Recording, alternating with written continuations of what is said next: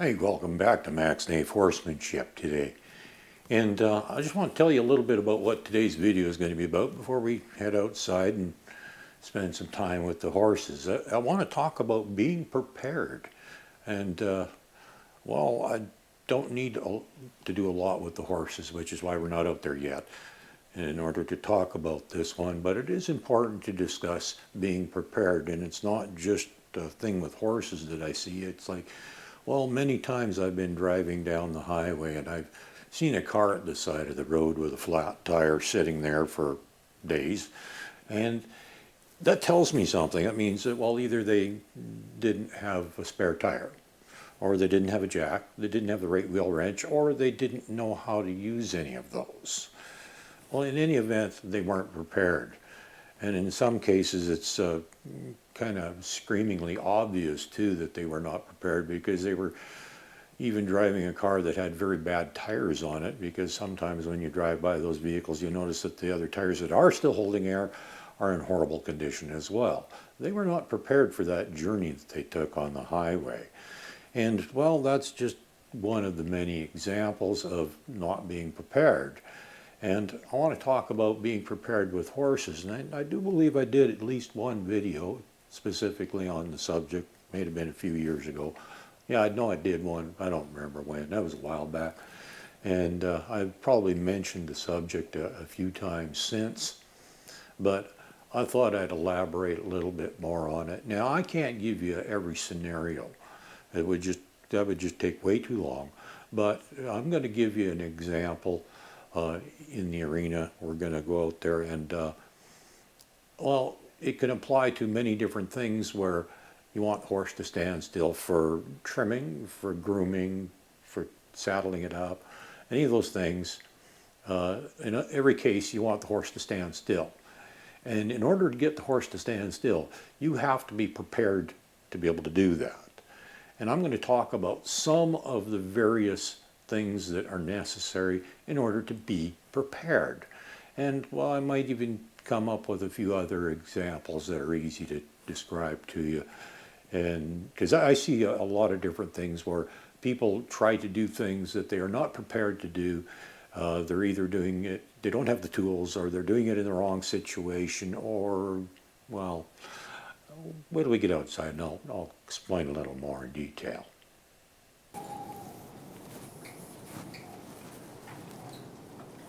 Hey folks, okay, we're out in the arena now. And I'm going to talk about being prepared. Now, one of the things that you will notice, and I'm going to talk about this one as one of a few examples I'm going to give you, is you'll notice I always got my lead and halter with me. Well, a lot of the time anyhow.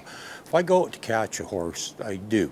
Now, I know the horses here well enough. I know which ones I can get away with catching using just the rope over the neck, which a lot of people like to do. It's quick and easy. Just toss a rope over the neck and walk away, and the horse comes with you. But it doesn't work for all horses.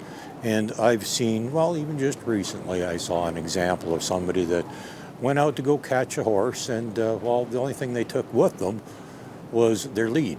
They weren't prepared because, as it turned out, that horse was not particularly cooperative, and it would have required halter. That would have made things much easier. They did eventually get it up here, but it would have been way, way easier if they'd just put a halter on, and that's all part of being prepared. They weren't prepared. They didn't have the halter with them. They just took a lead with them. And that's why when I go out there, even though I know darn well that most of the time I'm not going to need the lead or the halter, I still take them with me when I go to get my horses. Because on the chance that, they have a bad day and say, yeah, I don't feel like it, well, we can follow up and do what needs to be done. And it can also come in handy if we need to drive one. We got the lead with us, we can use for that.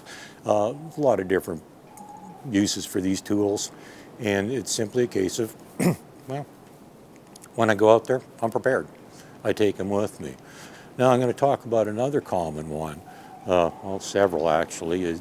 They're all basically the same thing in a way, is the horse won't stand still for you. Whether you're trying to trim it or trying to put your saddle on or groom it or whatever you're trying to do, and you need your horse to stand still. You have to be prepared to deal with that. Now, I've mentioned I don't like to tie or use a box stall because, well, they are potentially hazardous. Potentially. No guarantee it will be, but it can be. And so that's why I prefer doing it in something like the arena where there's lots of room and I don't tie the horse and think that's nuts if you want the horse to stand still. Well, I've done a few videos on the whole principle on how you get the horse to stand still. Is if it wants to move, it gets to move. It gets to move lots. But I'm prepared for that if that's necessary. And that's why I always have this handy, or very close to me anyhow, depending on what I'm doing. It's usually just leaning up against the saddle stand right next to me, or if I'm trimming, it's laying across the stool. If you're just cleaning out your horse's feet or something, you can just have it laying on the ground beside you, because at any given moment, if the horse fusses and fidgets and doesn't want to stand still, it's like you pick that thing up, you're prepared, you're ready to deal with it. Now, you can't do that if the horse is tied. You can't do that in a box stall. You can't deal with the problems. And unfortunately, there was a situation recently where I trimmed a couple of horses for someone else, and they were not particularly good with their feet. And due to circumstances I'm not going to elaborate on right now, I couldn't use my usual method, unfortunately. So we kind of had to deal with it the way it was. It wasn't ideal, not by any chance, but in many cases, I am prepared. I am ready to do. And this is something you got to be mindful of all times, is when you're working with your horse, don't ask it to do anything that you can't make it do. Don't ever ask a horse to do something from the other side of a fence. Don't ask a horse to do something if you haven't even got a lead on it, because chances are the horse is going to look at it and they know they're not stupid animals. They know whether or not you can make them do it. And they'll look at you and go, I don't need to listen to you. There's nothing you can do. Absolutely nothing. And the horse knows. And, well, they might not be very cooperative. Now, these ones back here behind me, well, they're pretty cooperative most of the time. But, like I said, I don't take chances. And many times I will do a trim. I'll have this laying right beside me when I'm trimming them, just in case. But I don't even actually need it. But I'm prepared. I don't use it, but I'm prepared. And you need to be prepared. And, well, it might take you days, weeks, months, maybe even a couple of years, but considering that your horse is going to be rideable for, probably 15 years, if it takes you a year to get the horse to stand still by always being prepared when you go to do something, well, that's what you do. One more thing is, and I've talked about this, is being prepared.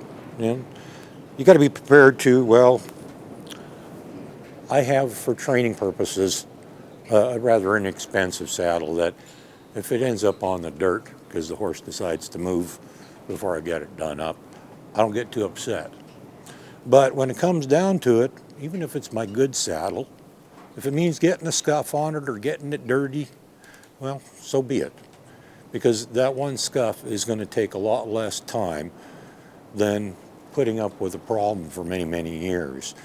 So I am prepared to accept that scuff on my good saddle, if that's what it comes down to. Now, I'm also prepared by using my cheaper saddle until the horse is good enough that I don't have a problem anymore, and I can put the saddle on, the horse stands still, I can throw the saddle on, do it up, and all that good stuff. The horse isn't going anywhere, so I don't have to worry. But I'm prepared, again, by using the cheap saddle until the horse is at the point where I can use the good saddle.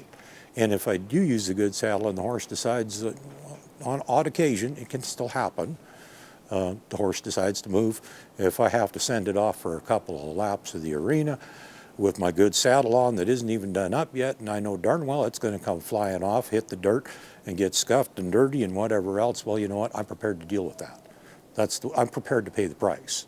And that's part of it, too, is you've got to be willing to pay the price, whether it's physical effort or, something gets a little scuffed or dirty. Well, that's what has to happen. But you have to be prepared to deal with your problems or whatever they are. Same thing happens if you go out on a trail ride. And, are you prepared for a layover? You have a way of tying up your horse besides your reins because, in some cases, well, if you have rope and reins, well, unless you unhook one end of them, you can't even really use them for tying. They're no darn good for that because they're just a loop and not a really long one. A split rein, a little bit better, but you should never tie your horse by the reins anyhow. So unless you have a lead and halter with you, you really can't tie your horse up and rest for a bit when you're out somewhere. And so that's, again, a case of being prepared. Are you prepared? Did you take your halter and lead rope with you when you went for a ride? Because you may not need it, but maybe you will. Are you prepared? And it's, well, I've seen many cases where people have tried to get their horses to do things in certain environments and situations where I knew it was going to be difficult, and it would end up failing miserably because they weren't prepared. They attempted to do something in a situation that was not conducive to what they wanted to do because they weren't properly prepared. They didn't think ahead and think of what could happen. Now, right now, I'm prepared right now even. If one of these horses wanted to wander off, they can't go anywhere. I'm prepared because all the doors and gates are closed around here. So they can't go anywhere. I'm prepared. And I know that. And you might think, well, they don't even have halters on them. What are you going to do? Well, I know my horses. And I know these ones. I'm still prepared. I still have a lead and halter with me. If it come down to it and I actually had to put a halter on one of them, I can because I'm prepared. And if I have to direct them, I've got the lunge with me. I'm prepared. And, if I only need the lead rope, well, I'm prepared there too. So that's what it's all about is, no matter what you're attempting to do with your horse, be prepared. Be prepared to do whatever is absolutely necessary.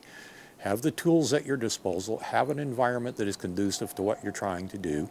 Like I said, way too often I see people trying to do things with the horses in situations that, I know it's going to be tough at best and might not work at all, and then they get real frustrated when it doesn't work, and it's like, well, you know what, there's a better way of doing it. And well, kind of like I said at the beginning of the video, there is a better way. Let's find it. Well, part of that better way is being prepared. So think ahead, not just a couple seconds, but several minutes, maybe even a couple hours, and think about what could possibly happen. And, well, same when you're out riding, too, depending on the environment you're going into. If it's something that you haven't done before and your horse hasn't done before, are you prepared for it? And if things go south and the horse reacts adversely to a certain situation, are you prepared to handle it? And, well, hopefully you're going to be prepared ahead of time before you even go into those situations and properly condition your horse so that it can handle it, and then you don't require as much preparation later on. Now, like I said, time will come when, maybe months, maybe a year down the road, I don't know how long it'll take you, but where you can actually saddle your horse up in the middle of the yard, not tied to nothing, hop on, away you go, and you don't have to worry about anything. You don't have to be as prepared because, well, you already did your preparation a long time ago, over and over and over, and eventually it gets to the point where the preparation that was initially needed is no longer needed. So, don't think it's a whole lot of extra work to be prepared, because in the long run, no, it's not. It's actually less work. But very important, no matter what you're doing, whether you're trimming, cleaning the feet, grooming it, saddling up, or even riding it, or catching it, or anything you're trying to do with your horse, be prepared. Makes your life a lot easier and, well, a lot less stressful for the horse in the long run, too. Have a good day.